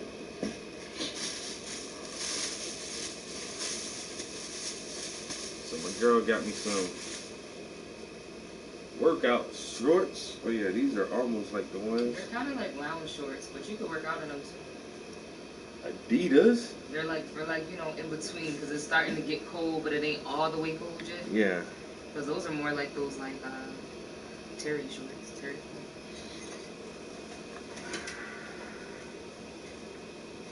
Yeah, like those. I found a peach set, like I said, but it wasn't Oh, and these match. Oh yeah, that's the hookup right there. Yeah, and then you can always wear that with something else too. Sweats or jeans. And it's not too heavy, but it's heavy enough. Yeah. Nice fucking little summer fall hoodie. Yeah, I wasn't sure about it because the print got a whole lot going on, but I'm like, he's an artist. I think he's gonna like it. Yep. My waist is small, but my torso is medium. We can exchange it. They had a medium. I'm getting buff now. I don't know. It fits Not nice. Small look good. Yeah, it fits nice and snug. It's cute. I like that. it. It looks like cyberpunky almost. Yeah. Right? Yeah, that's dope. And it got the front pocket like that. Yep. I already the knew double pockets. air pocket. Fucking that's that sweater weather nigga. Sweater weather. That's what niggas used to keep their baggies at. You want two? You know what else? I match both of them shoes. The black ones and the other ones. And the white ones. With the new sweats. You got them white Adidas shoes, so you can have the whole Adidas too. We don't buy a lot of Adidas stuff, yo, but I'm not gonna lie. That's that German shit, man. Motherfuckers be Nazis. What? Yeah. That's why a lot of people don't fuck with Adidas. Really? Yeah. Oh wow. Somehow, we need to go return this shit right now. Somehow the Adidas, take it off. The Adidas brand goes back to Nazis somehow. Oh, I think the motherfuckers like funded help. I don't know, man. It's weird. We need to take it back then. I was just saying that there's That was so long ago, man. But it's so good, like the quality. Yeah. Like my Adidas shoes, they last forever. I work out in New Balance or Adidas. Yeah. German engineering. But, yeah. Oh damn. Wow. My boobs are out. My boobs are out. Y'all got a peep show. All right. Hey, so I'm taking a break for a little while. It's still early today though, so I don't know what I'm gonna do really. Let's say play some games or something. Just chill out and then come back up here and paint some more later on. Yeah, it's almost lunchtime. Figure out something to eat. I might stream some video games if y'all guys ain't got shit else to do. Y'all wanna watch me get my ass busting some Ghost Recon, or I can figure out some cyber hacking and Watch Dogs Legion or something. Like, so those are the only two games I've really been playing lately. Oh, I wanted to talk to you guys about this book I'm reading. I could probably do that shit later today, though. Talk about some shit, because I've been highlighting this shit like a goddamn Bible.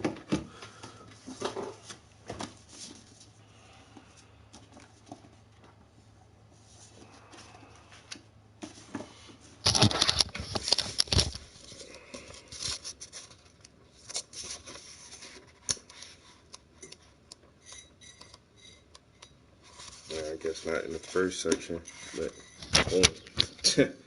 highlighter.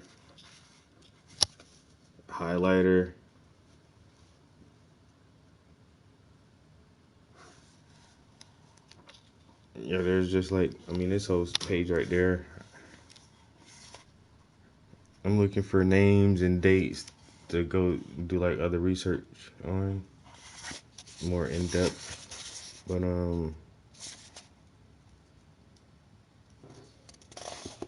endogamy, new word I learned, had to highlight that. In 1691, Virginia became the first colony to outlaw marriage between blacks and whites. See all the dates. 1630. Do you go back? Oh yeah, and read all these stories, and then you can find more information on these people's past. What she has written about in the book here.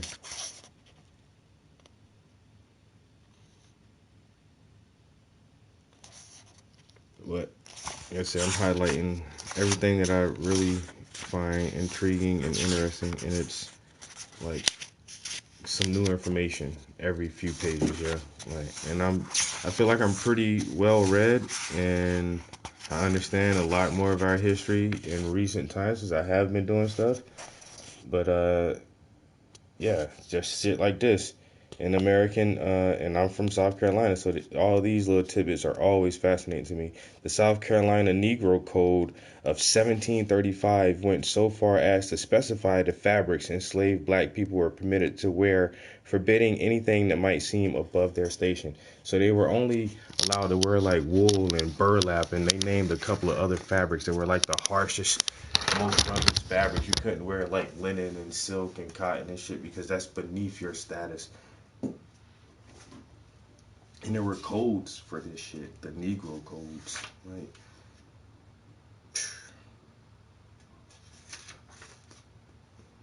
So, this book is really interesting. I'm a little less than halfway through with it, but as soon as I get finished with it, definitely want my girlfriend to read it. I mean, like, it's hard for me to read, like, nonfiction and learn a lot of shit because I've just been studying for a long time, so a lot of the information I come across now is just redundant, or I've heard it before, or I already read it somewhere else. But this book has a lot of shit that I'm learning, like, and it's fun to like learn new shit, yo. Caste: The Origins of Our Discontents by Isabel Wilkerson, and she breaks down the caste system compared to just racism. And we know racism exists, but why does racism exist so prestigiously in our cultures? Because it's doubled up with the caste and class system. So there's all these different layers that structure our civilization and the rankings of different ethnic groups in our civilizations. And I never really thought about America as having an ingrained caste system. And once you see her reasonings for it, you're like, oh, it's so obvious now. Like, we are in a caste system.